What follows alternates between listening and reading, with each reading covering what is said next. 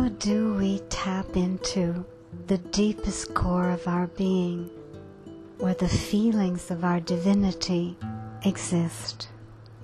For this, I'd like to share a story with you. This is a story I heard from a friend who grew up in a farm, is very knowledgeable about nature, trees, plants, and he was telling me about a forest that had burned down in the country where he was living. And he was amazed at how this forest was really turned into a graveyard. It was just black everywhere, no sign of life. Everything had been completely destroyed. And this is how it stayed for many, many months. And then the rains came, and after a very short while, my friend was telling me that you could see tiny red buds beginning to pop up out of what had been before just these black, dead remains of a tree. So this was a forest of eucalyptus trees, and these eucalyptus trees were coming back to life. And my friend had never seen anything like it. So he was inquiring about it with other friends, and he learned a few things which are very beautiful for our journey as humans.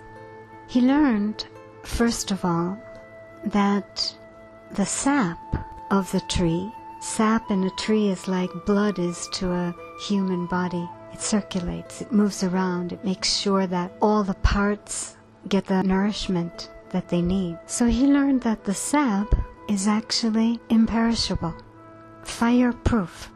Nothing can destroy it. That's one thing. But secondly, he learned that the roots of a eucalyptus tree stretch out for miles and miles.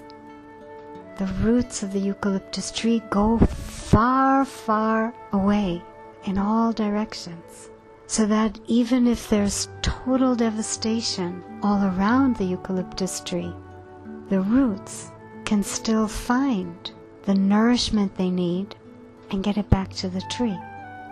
And the sap, being fireproof, destruction-proof, carries that, circulates that to whatever would be left of a damaged eucalyptus tree. And so it would just be a matter of time before these tiny buds, these shoots, would come out again.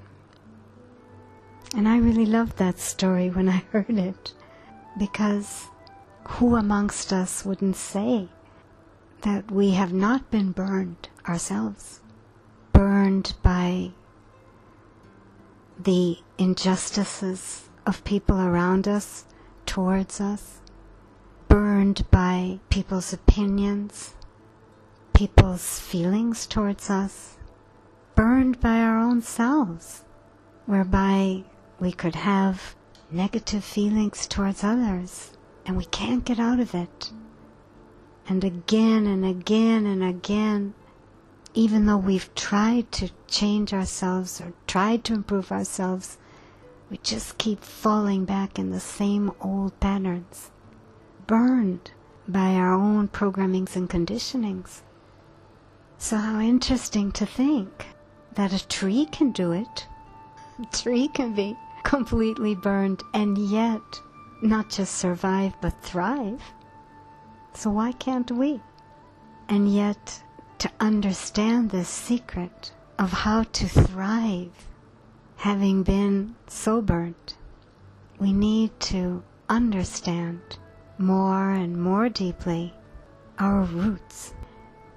Because as spiritual beings, our roots also extend very, very far, very, very deep.